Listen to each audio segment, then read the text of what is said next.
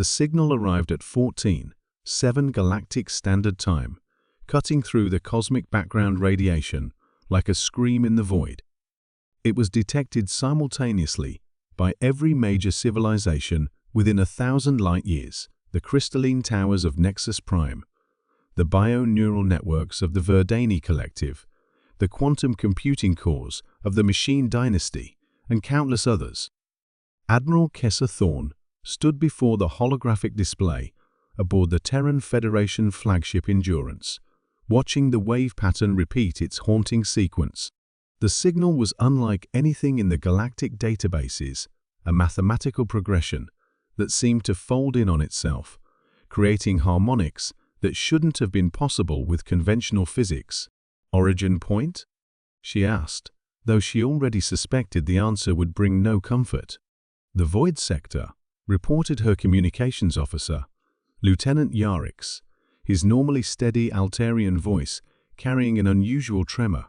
"Galactic coordinates 847.332. 981. The dead zone beyond the Helix Nebula." Thorne's blood chilled. The Void Sector was exactly that, a region of space where no stars shone, no planets orbited, and no life had ever been detected. It was a cosmic wound, a place where even the background radiation of the universe seemed to whisper warnings to stay away. Across the galaxy, emergency sessions convened in the halls of power. The Galactic Council, a loose confederation of 57 species, had weathered countless crises, wars between star systems, plague ships from dark space, rogue AI uprisings, but this was different. The signal carried within its mathematical structure something that transcended language barriers and evolutionary differences. It spoke of terror, of desperation, and of something far worse approaching. Dr. Elena Vasquez, the Federation's chief xenolinguist, had been working around the clock to decode the signal's deeper meaning. Her laboratory aboard the research station Prometheus had become the focal point for the galaxy's greatest minds, all collaborating through quantum entanglement networks to unravel the mystery. "The pattern isn't random," she explained to the assembled council via hologram, her exhausted face betraying weeks of sleepless analysis. "It's a countdown. But not to an event, it's counting down from an event. Something that already happened in the Void Sector approximately 847 years ago."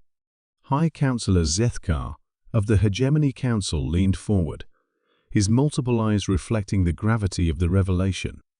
What could broadcast a distress signal across such vast distances and time?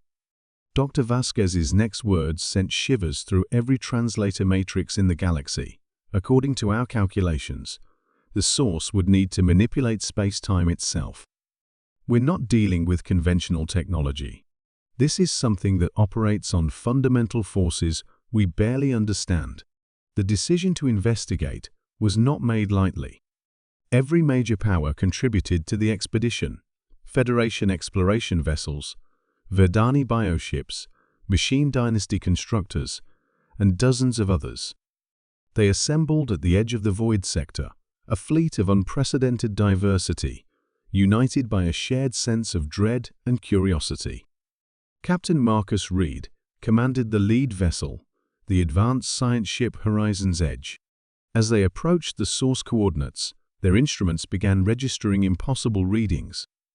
Space itself seemed to bend around a point of absolute darkness, not the absence of light, but the presence of something that devoured photons.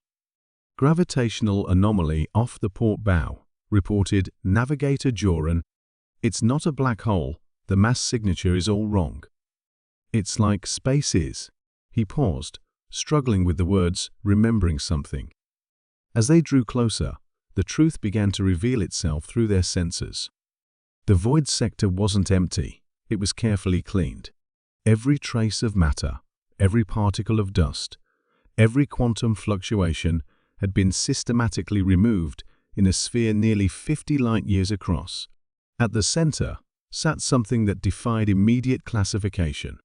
It appeared to be a structure, but one that existed partially outside normal space-time. The distress signal was emanating from its core, where temporal readings suggested that time itself moved differently. Past, present, and future seemed to exist simultaneously within its boundaries.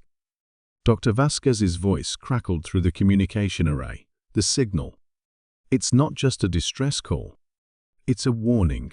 The mathematical progressions contain star charts, galactic coordinates, and what appears to be a timeline. Whatever sent this signal was documenting the systematic destruction of everything. The revelation hit the expedition like a physical blow. The entity at the center of the void sector was not a victim, it was a survivor.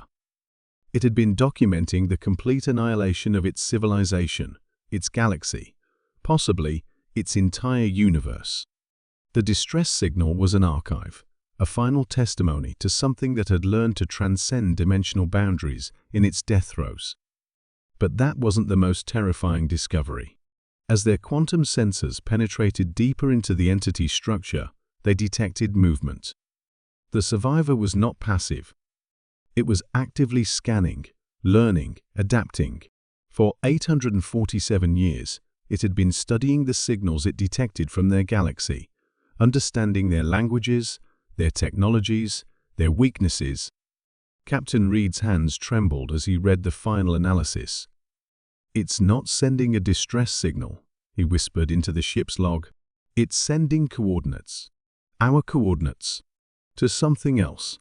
The entity at the center of the void sector was a beacon calling out across dimensions to others like itself, refugees from dead universes, survivors of cosmic purges, entities that had learned to exist between the spaces of reality. And now they knew about this galaxy, this universe rich with life and energy. The expedition's emergency withdrawal was chaotic but swift. As they retreated to the galaxy's edge, long-range sensors detected new anomalies appearing throughout the void sector, tears in space-time itself, growing larger by the hour. Through these rifts, things were beginning to emerge, shapes that hurt to look at directly, geometries that existed in more dimensions than the universe should contain. Admiral Thorne stood on the bridge of the Endurance as the United Fleet prepared for what they now understood was inevitable. The distress signal had indeed triggered fear across the galaxy, but not because of what it contained. The fear came from the understanding of what they had inadvertently done by investigating it. They had answered a call that was never meant for them. They had awakened something that should have remained dormant. The arrival that would change everything was not their discovery of the entity in the void sector. It was what that entity had summoned in response to their presence. In the depths of space, the first of the interdimensional refugees began to emerge, ancient and hungry, seeking a new universe to inhabit. The galaxy's greatest fear was not the signal itself, but the terrible realization that by trying to help, they had doomed themselves. The distress signal continued to broadcast, no longer a cry for help, but a dinner bell, calling the survivors of countless dead realities to feast on a cosmos still rich with life and possibility.